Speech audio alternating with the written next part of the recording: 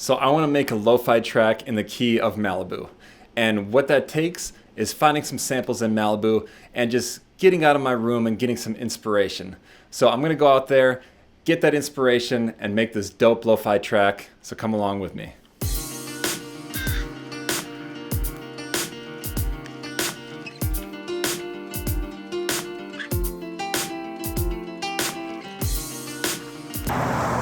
It's funny, you go somewhere trying to look for some peace. There's people everywhere.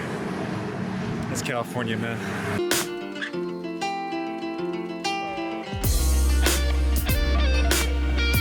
Where we go. The only place I could find some sense of solitude and not really around people is just on the side of the road.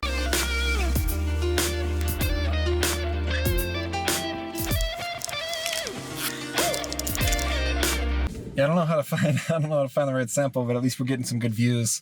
Now I'm going to try and find a hike to just get to the top.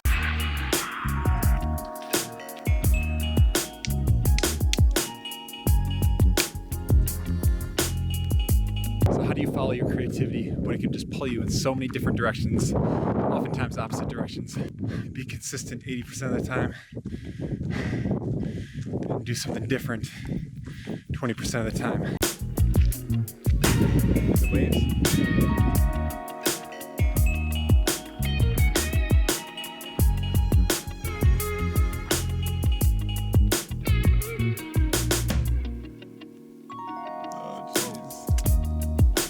I knew this is a bad move to leave at 4 o'clock. It's gonna be okay.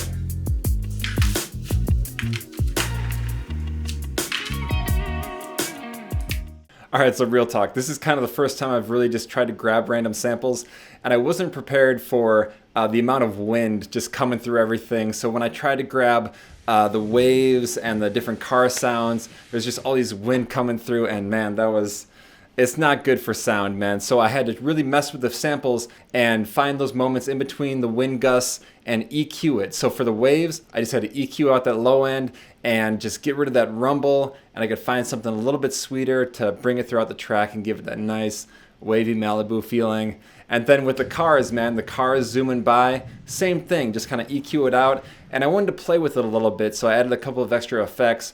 So I went from this to this. A little bit of delay, a little bit of something, just give it that vroom.